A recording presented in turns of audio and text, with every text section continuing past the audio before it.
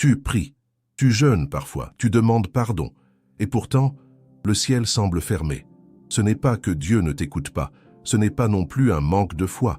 Mais il existe un péché silencieux, presque respectable, qui s'installe sans bruit dans le cœur et qui peut bloquer tes prières pendant des années sans que tu t'en rendes compte. Ce n'est pas celui dont on parle à l'église, ce n'est pas celui que tu confesses facilement. Dans cette vidéo, nous allons révéler ce péché invisible. Et pourquoi l'identifier? Pourrait enfin rouvrir les portes que tu croyais fermées pour toujours. Imaginez un homme qui prie chaque matin. Il se lève avant l'aube, ouvre sa Bible, s'agenouille et parle à Dieu avec toute la sincérité de son âme. Il jeûne, il loue, il intercède. Pourtant, quelque chose ne va pas. Ses prières semblent rebondir contre le plafond. Le silence du ciel pèse sur lui comme une pierre. Et dans le secret de son cœur, il commence à douter, non pas de Dieu, mais de lui-même. Peut-être que cette histoire vous ressemble. Peut-être qu'en ce moment même, vous portez ce poids invisible, cette question que vous n'osez pas formuler à voix haute. Pourquoi Dieu ne me répond-il pas? Ce n'est pas parce qu'il ne vous entend pas, ce n'est pas parce que vous n'êtes pas aimé. C'est parce qu'il existe un péché invisible, un péché que beaucoup de croyants ne reconnaissent même pas comme un péché et qui dresse un mur entre leur âme et la présence de Dieu. Charles Spurgeon, l'homme que l'on appelait le prince de la prédication, celui qui remplissait des salles entières et dont les sermons ont touché des millions d'âmes pendant plus d'un siècle, disait quelque chose de profond. Il disait que les plus grands obstacles à la prière ne sont pas les péchés évidents, ceux que tout le monde voit, mais les péchés cachés, ceux que nous avons appris à appeler par d'autres noms. Spurgeon comprenait ce que beaucoup d'entre nous refusent d'admettre. Nous pouvons être religieux en apparence et brisés en dedans. Nous pouvons connaître les Écritures et ignorer notre propre cœur. Nous pouvons avoir les mots de la prière sur nos lèvres et une barrière invisible dressée contre nous dans les cieux. Et il citait souvent ce verset du psaume 66, verset 18, qui dit ceci: « Si j'avais regardé l'iniquité dans mon cœur, le Seigneur ne m'aurait pas exaucé. » Ces mots sont simples, ils sont directs, et ils sont dévastateurs si on les laisse vraiment entrer. Dieu n'est pas sourd, Dieu n'est pas absent. Mais il y a des conditions à la prière exaucée, et l'une d'elles est celle-ci. Le cœur doit être en ordre devant lui. Alors aujourd'hui, nous allons ouvrir cette vérité ensemble. Non pas pour vous condamner, mais pour vous libérer. Parce que la liberté commence là où commence la lumière. Et la lumière, elle commence quand nous acceptons de regarder ce que nous avions préféré ignorer. Le péché dont nous allons parler ne ressemble pas au péché que l'on confesse facilement. Ce n'est pas le mensonge évident, ce n'est pas la trahison flagrante, ce n'est pas la colère qui éclate. Non. Ce péché-là se cache sous des vêtements respectables. Il se promène dans les églises. Il s'assoit aux premières rangées. Il connaît les cantiques par cœur. Ce péché, c'est le péché de l'orgueil spirituel, du cœur non réconcilié, de la rancœur gardée précieusement comme une flamme qu'on entretient en secret. Ce péché, c'est celui de la prière sans repentance réelle. C'est celui du croyant qui demande à Dieu de changer les autres sans jamais permettre à Dieu de le changer lui. Vous voyez, l'apôtre Jacques l'a dit avec une clarté brutale dans Jacques 4, verset 3. « Vous demandez et vous ne recevez pas, parce que vous demandez mal dans le but de satisfaire vos passions. » Ces mots ne sont pas une accusation, ils sont une invitation. Une invitation à l'examen de soi, à la transparence devant Dieu, à ce moment courageux où l'on dit « Seigneur, montre-moi ce que je ne veux pas voir. » C'est précisément là que commence une vie de prière transformée. Non pas dans de nouvelles techniques, non pas dans des formules plus longues ou plus élaborées, mais dans cette humilité radicale qui ouvre les cieux. Spurgeon disait encore, avec cette éloquence qui lui était si propre, que la prière n'est pas une performance devant Dieu, mais une conversation avec lui. Et aucune vraie conversation ne peut exister là où il y a des secrets gardés avec soin, des ressentiments cultivés en silence, des péchés que l'on refuse d'appeler par leur nom. Alors je vous pose cette question, doucement avec tout le respect que vous méritez. Y a-t-il quelque chose dans votre cœur que vous avez refusé d'apporter devant Dieu? Quelque chose que vous avez caché, non pas à lui qui voit tout, mais à vous-même? Parce que si la réponse est oui, alors cette prédication est pour vous. Et si vous pensez que la réponse est non, alors cette prédication est encore plus pour vous. Parce que ce péché invisible a cette particularité terrible. Il rend aveugles ceux qui en sont atteints. Nous allons avancer ensemble dans cette révélation. Et je crois, avec toute la foi qui m'anime, que ce que Dieu veut accomplir aujourd'hui dans votre vie dépasse tout ce que vous pouviez imaginer en commençant à regarder cette vidéo. Si cette parole vous touche déjà, si vous sentez que quelque chose se réveille en vous, je vous encourage à vous abonner à cette chaîne. Nous partageons ici chaque semaine des messages qui vont au cœur de votre vie spirituelle, des messages qui ne se contentent pas de vous faire sentir bien, mais qui vous transforment de l'intérieur. Et si vous voulez aller encore plus loin dans votre intimité avec Dieu, découvrez notre guide « 21 jours pour restaurer votre intimité avec Dieu ». Vous le trouverez en lien dans le premier commentaire épinglé. Ce n'est pas simplement un livre. C'est un chemin tracé pas à pas pour ceux qui ont soif de retrouver la présence de Dieu comme au premier jour. Il existe une illusion très dangereuse dans la vie du croyant. C'est l'illusion de la prière sincère, sans la repentance sincère. Beaucoup de gens prient vraiment. Ils sentent quelque chose quand ils prient. Leurs larmes sont réelles, leur désir est réel. Et pourtant, quelque chose manque, quelque chose d'essentiel. Et ce quelque chose, c'est ce que nous allons regarder maintenant ensemble, avec toute l'honnêteté que Dieu réclame de nous. Pensez à ce moment où vous avez prié avec intensité pour une situation précise dans votre vie. Une guérison, une restauration, une porte qui ne s'ouvrait pas. Et vous avez prié, encore et encore. Et le silence est resté. Alors vous avez essayé de prier plus longtemps, plus fort, en des termes plus sacrés. Vous avez peut-être même jeûné. Vous avez peut-être cherché d'autres personnes pour prier avec vous. Et malgré tout cela, le ciel semblait fermé. Ce que la plupart des croyants ne comprennent pas, c'est que la prière n'est pas une question de volume ou de durée. C'est une question d'alignement. L'alignement de votre cœur avec la sainteté de Dieu. Et c'est précisément là que le péché invisible entre en scène. Parce qu'il y a des péchés que nous ne classons pas comme des péchés, des attitudes que nous appelons des faiblesses, des habitudes que nous appelons des caractéristiques personnelles, des blessures que nous avons transformées en justification pour notre comportement. Et tout cela ensemble crée un voile entre notre âme et Dieu. L'une des formes les plus courantes de ce péché invisible, c'est l'orgueil spirituel. L'orgueil spirituel, c'est quand nous prions mais que nous n'écoutons pas. C'est quand nous demandons à Dieu de nous guider mais que nous avons déjà décidé du chemin. C'est quand nous disons que ta volonté soit faite, mais que nous espérons en secret que sa volonté ressemble exactement à la nôtre. Jésus lui-même a mis en garde contre cette forme de prière. Dans Luc 18, versets 11 et 12, il décrit un pharisien qui priait ainsi « Ô Dieu, je te rends grâce de ce que je ne suis pas comme le reste des hommes. » Cet homme priait. Cet homme était religieux. Cet homme connaissait les Écritures. Et pourtant, sa prière n'avait aucune valeur devant Dieu, parce qu'elle partait d'un cœur qui n'avait pas besoin de Dieu. Elle partait d'un cœur qui cherchait à impressionner Dieu plutôt qu'à s'approcher de lui. Et nous ricanons en lisant cette histoire. Nous nous disons que nous ne sommes pas comme ce pharisien. Mais arrêtons-nous un instant. Combien de fois avons-nous prié en comparant notre fidélité à celle des autres? Combien de fois avons-nous remercié Dieu, non pas avec gratitude, mais avec une légère satisfaction de nous-mêmes? Combien de fois avons-nous jugé dans notre cœur quelqu'un que nous prétendions porter dans nos prières? C'est là où le péché invisible opère, dans les recoins les plus respectables de notre vie spirituelle. Une autre forme de ce péché, peut-être encore plus courante, c'est le cœur non réconcilié, la rancœur, l'amertume, le ressentiment gardé contre quelqu'un depuis des mois, parfois depuis des années. Vous savez de quoi je parle. Ce visage qui surgit dans votre esprit quand vous entendez certains mots, cette douleur ancienne qui s'est transformée en dureté, cette personne que vous avez exclue de votre cœur et que vous avez remplacée par un jugement permanent. Jésus ne prend pas cette question à la légère. Dans Matthieu 5, versets 23 et 24, il dit ceci. « Si donc tu présentes ton offrande à l'autel, et que là tu te souviennes que ton frère a quelque chose contre toi, laisse là ton offrande devant l'autel, et va d'abord te réconcilier avec ton frère, puis viens présenter ton offrande. » Ces paroles sont extraordinaires. Jésus ne dit pas « prie d'abord, puis réconcilie-toi ». Il dit « va d'abord te réconcilier, et ensuite reviens prier ». La réconciliation précède le culte. La paix avec les hommes ouvre la porte à la paix avec Dieu. Et peut-être que vous dites en ce moment « mais cette personne m'a fait du mal ». Et je vous entends. Je ne minimise pas votre douleur. Certaines blessures sont profondes, certaines trahisons sont réelles, certaines injustices sont cuisantes.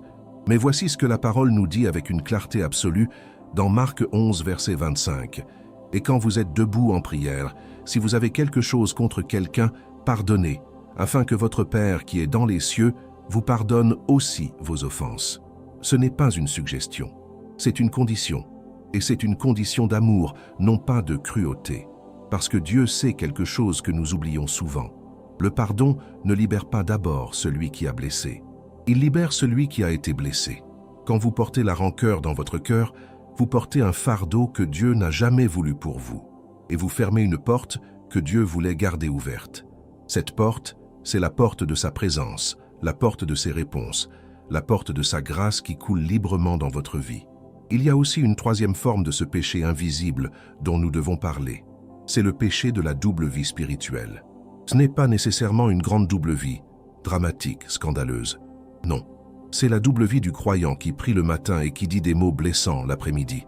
C'est la double vie de celui qui loue Dieu le dimanche et qui traite ses proches avec indifférence ou dureté le lundi. C'est la double vie de celui qui demande à Dieu de bénir ses projets tout en sachant que ses projets ne sont pas alignés avec sa parole. L'apôtre Jean l'a formulé avec une précision qui coupe comme une lame, dans 1 Jean 4, verset 20. Si quelqu'un dit « j'aime Dieu » et qu'il haïsse son frère, c'est un menteur. Ces mots sont forts, ils peuvent de même déranger, mais ils nous protègent de la plus grande des illusions, celle de croire que nous pouvons avoir une relation authentique avec Dieu tout en vivant en contradiction avec ses commandements les plus fondamentaux. Ce n'est pas pour vous accabler que nous regardons ces vérités. C'est pour vous libérer, parce que la vérité, aussi difficile qu'elle soit à recevoir, est toujours un acte d'amour de la part de Dieu. Il vous montre ce qui bloque vos prières, non pas pour vous rejeter, mais pour vous inviter à revenir à lui avec un cœur neuf. Et c'est justement ce chemin de retour que nous allons explorer dans les pages suivantes de cette prédication. Parce qu'identifier le problème n'est que le commencement. La guérison, la restauration, la prière enfin libérée, tout cela vous attend encore. Nous avons regardé ensemble ce qui bloque la prière. Nous avons nommé des réalités que beaucoup préfèrent ignorer. Et maintenant, il est temps de faire quelque chose de bien plus difficile que d'identifier le problème. Il est temps de parler de la voie de sortie, parce que Dieu n'a jamais eu l'intention que vous restiez dans cet endroit de silence et de frustration spirituelle. Il y a une porte. Elle est ouverte, et elle s'appelle la repentance véritable. Mais permettez-moi d'être précis sur ce mot, parce que la repentance est l'un des mots les plus mal compris dans la foi chrétienne. Beaucoup de croyants confondent la repentance avec le regret. Ils se sentent coupables. Ils expriment de la tristesse devant Dieu et ils appellent cela la repentance. Mais le regret et la repentance sont deux choses très différentes. Le regret regarde le passé et pleure ce qui a été fait. La repentance, elle, change de direction. Elle ne se contente pas de regretter le chemin pris. Elle fait demi-tour.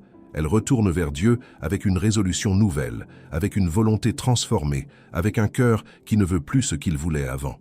C'est exactement ce que décrit l'apôtre Paul dans 2 Corinthiens 7, verset 10. La tristesse, selon Dieu, produit une repentance qui mène au salut et qu'on ne regrette jamais, tandis que la tristesse du monde produit la mort. Ces mots tracent une ligne nette. Il y a une tristesse qui guérit et une tristesse qui détruit. La tristesse, selon Dieu, c'est celle qui nous pousse vers lui, pas celle qui nous enfonce dans la culpabilité stérile. Alors à quoi ressemble la vraie repentance dans la vie d'un croyant qui veut voir ses prières libérées? Elle ressemble d'abord à un moment de silence devant Dieu, non pas le silence du vide, mais le silence de celui qui arrête de parler pour commencer à écouter. Parce que l'une des grandes erreurs dans notre vie de prière, c'est que nous parlons beaucoup et nous écoutons peu. Nous présentons nos listes de demandes à Dieu comme si nous lui lisions un inventaire, et nous repartons sans avoir attendu sa voix, son regard, sa lumière sur les zones sombres de notre cœur. Le psaume 139, versets 23 et 24, nous donne le modèle de cette prière courageuse. « Sonde-moi, ô Dieu, et connais mon cœur. Éprouve-moi, et connais mes pensées. Regarde si je suis sur une mauvaise voie, et conduis-moi sur la voie éternelle. » C'est une prière qui prend des risques. C'est une prière qui dit à Dieu « Viens voir ce que même moi je ne vois pas. Montre-moi ce que j'ai préféré cacher, même à mes propres yeux. » C'est là que beaucoup s'arrêtent. Parce que cette prière-là demande du courage. Elle demande d'accepter que Dieu puisse nous montrer quelque chose d'inconfortable. Elle demande de renoncer au confort de l'ignorance choisie.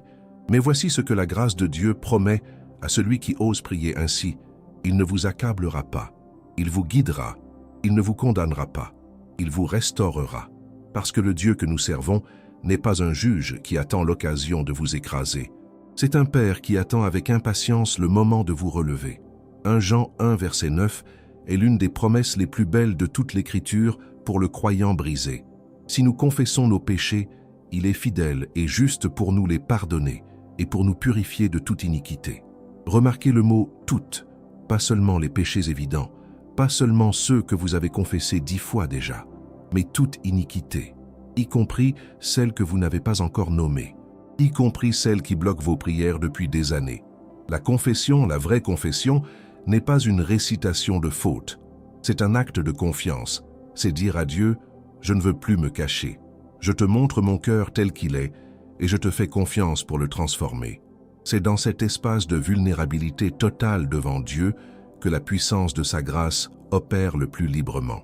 Mais la repentance ne se limite pas à ce qui se passe entre vous et Dieu. Elle a aussi une dimension horizontale. Et c'est souvent là que les croyants bloquent, parce que pardonner à Dieu d'avoir permis certaines épreuves est déjà difficile. Mais pardonner à un être humain qui vous a blessé, trahi, abandonné, c'est souvent là que la chair résiste avec le plus de force. Et pourtant, Jésus lit ces deux dimensions avec une précision qui ne laisse aucune ambiguïté. Dans Matthieu 6, versets 14 et 15, il dit « Si vous pardonnez aux hommes leurs offenses, votre Père céleste vous pardonnera aussi. Mais si vous ne pardonnez pas aux hommes, votre Père ne vous pardonnera pas non plus vos offenses. » Ce n'est pas un verset que l'on peut contourner. Ce n'est pas une suggestion symbolique. C'est une loi spirituelle que Jésus lui-même a posée. Le pardon que vous refusez à quelqu'un devient le mur qui bloque votre propre relation avec Dieu. Et je sais que certaines blessures sont si profondes qu'elles semblent imperméables au pardon. Alors voici une vérité libératrice. Le pardon n'est pas un sentiment, c'est une décision. Vous n'avez pas à ressentir de l'affection pour la personne qui vous a blessé.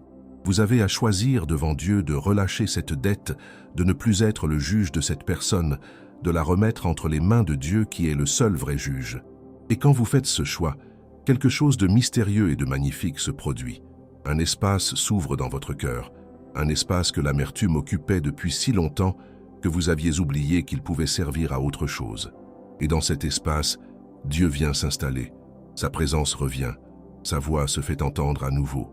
Et vos prières commencent à monter non plus comme des mots lourds qui peinent à traverser le plafond, mais comme de l'encens qui s'élève naturellement vers le ciel. C'est cela, la promesse de la repentance véritable. Ce n'est pas une promesse de confort immédiat.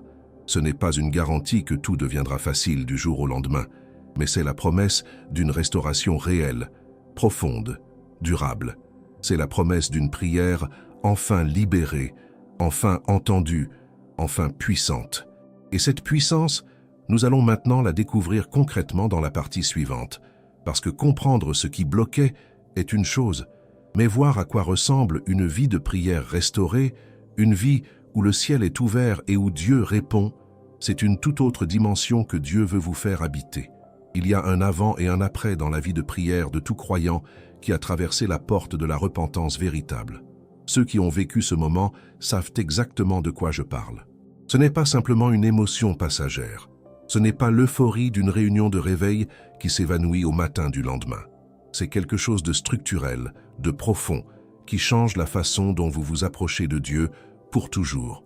Et c'est précisément cette transformation que nous allons explorer maintenant, parce que Dieu ne veut pas seulement débloquer vos prières.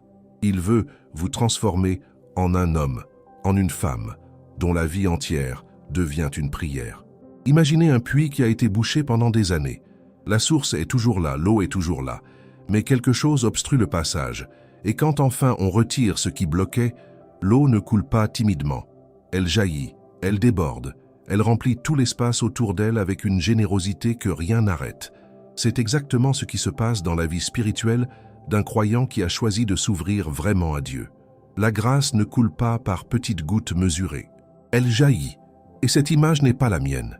C'est celle que Jésus lui-même a utilisée dans Jean 7, verset 38, quand il a dit « Celui qui croit en moi, des fleuves d'eau vive couleront de son sein, comme le dit l'Écriture. » Des fleuves, pas un filet d'eau, pas une fontaine modeste, des fleuves.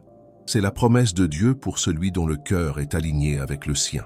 Mais à quoi ressemble concrètement cette vie de prière restaurée? Qu'est-ce qui change réellement quand le péché invisible a été exposé, confessé et pardonné? La première chose qui change, c'est la qualité de la présence de Dieu dans vos moments de prière. Avant, prier ressemblait à parler dans une pièce vide. Les mots sortaient, mais rien ne semblait les recevoir. Après la restauration, quelque chose de vivant entre dans ces moments. Une conscience de la présence de Dieu qui n'est pas une illusion émotionnelle, mais une réalité spirituelle. Le psaume 16, verset 11, le décrit ainsi. « Tu me feras connaître le chemin de la vie. Il y a une abondance de joie devant ta face, des délices éternelles à ta droite. » Cette joie devant la face de Dieu, c'est le privilège de celui dont le cœur est en ordre devant lui. La deuxième chose qui change, c'est la nature de vos demandes. Quand le péché invisible occupait votre cœur, vos prières tendaient à tourner autour de vous-même, autour de vos besoins, de vos désirs, de vos douleurs. Ce n'est pas mauvais en soi. Dieu nous invite à apporter tous nos besoins devant lui. Mais une vie de prière mature, restaurée, libérée, commence à ressembler à autre chose. Elle commence à s'élargir, elle commence à porter les autres, à intercéder pour ceux qui souffrent, à se préoccuper des choses qui préoccupent le cœur de Dieu. C'est ce que Paul décrit dans Philippiens 4, versets 6 et 7. « Ne vous inquiétez de rien, mais en toute chose faites connaître vos besoins à Dieu par des prières et des supplications avec des actions de grâce. Et la paix de Dieu, qui surpasse toute intelligence, gardera vos cœurs et vos pensées en Jésus-Christ. » Cette paix qui surpasse toute intelligence, elle ne vient pas de la résolution de tous vos problèmes. Elle vient de l'alignement de votre cœur avec Dieu. Et cet alignement, il devient naturel quand les obstacles ont été levés. La troisième chose qui change, c'est votre rapport au temps de prière lui-même. Beaucoup de croyants vivent la prière comme une obligation, comme quelque chose qu'il faut faire parce que la Bible le dit, parce que c'est ce qu'un bon chrétien fait. Et dans cet état d'esprit, la prière est un devoir, souvent vécu dans la culpabilité quand on ne le remplit pas. Mais quand la prière est libérée, quand la présence de Dieu devient réelle et vivante dans ces moments, quelque chose change radicalement. La prière ne devient plus un devoir, elle devient un désir.